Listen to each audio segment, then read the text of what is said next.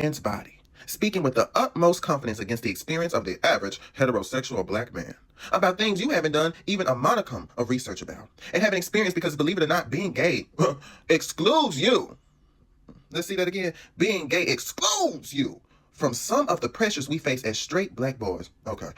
Don't you face your own difficult problems? And correction, black men don't have a problem dating white women. Most black men date black women.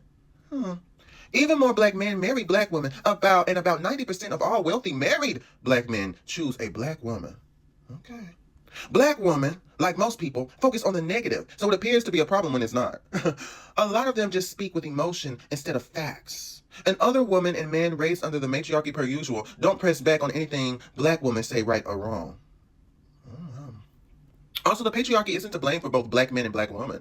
Choosing to champion gangster shit over education, a lot of the most sought after women in our culture call men who aren't street lames. Yes. So much so that regular guys dress and act like killers for the attention of. I wanted to do it right in front of the flag to show you that I am black. I am a black man. I wanted to highlight that comment because I just found it so interesting, right?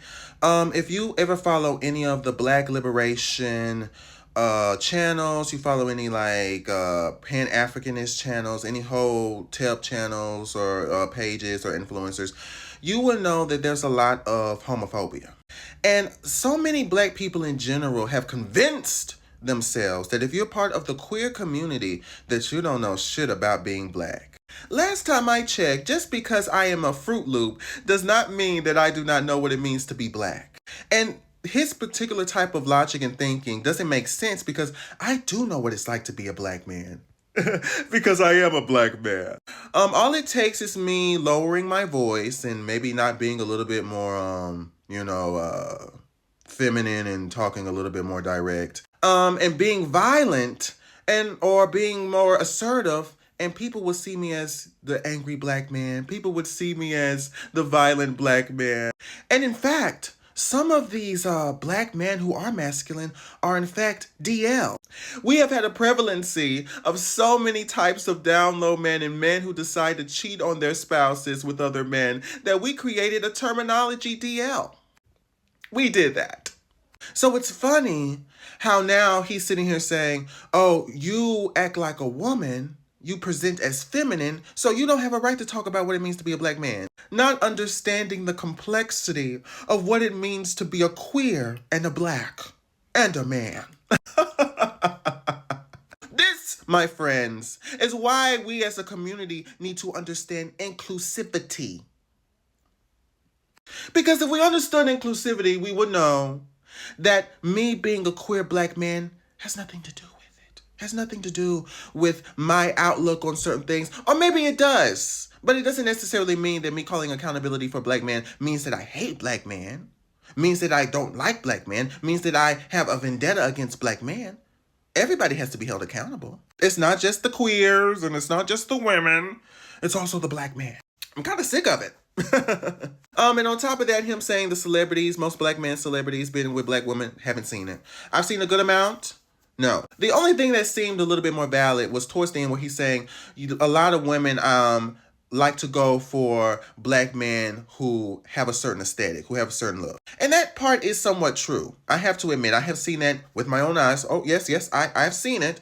With my own black queer eyes, I have seen how if you do not have a certain aesthetic, even I, in the gay community, if you do not have a certain aesthetic, looking a certain way, being a big black man, if you are not masculine, if that's not present, there is some issues that can happen. However, at the end of the day, still, if you are somebody who's only searching for women who like men like that, then that's going to cause a problem. Because there are nerdy black women. There's black women who talk certain ways. There's black women who are, this goes into anti-blackness, but are educated. They like education. They're not hood rats, that whole thing. But, there are black women like that. There's black women who grew up in the suburbs. There's black women who've been in predominantly white communities, just like a lot of these black men. But who do you guys go for? You want the girly who grew up in a certain block, who grew up in a certain neighborhood. You want the girly who wants the thug. And so you get mad that you got rejected, right? That's not, meaning that every single black woman wants a man that acts like that. You're just only choosing women who want that. You don't want any woman that's a reflective of your personality. It reminds me of when I was like, I don't know, 200 pounds bigger than I am now.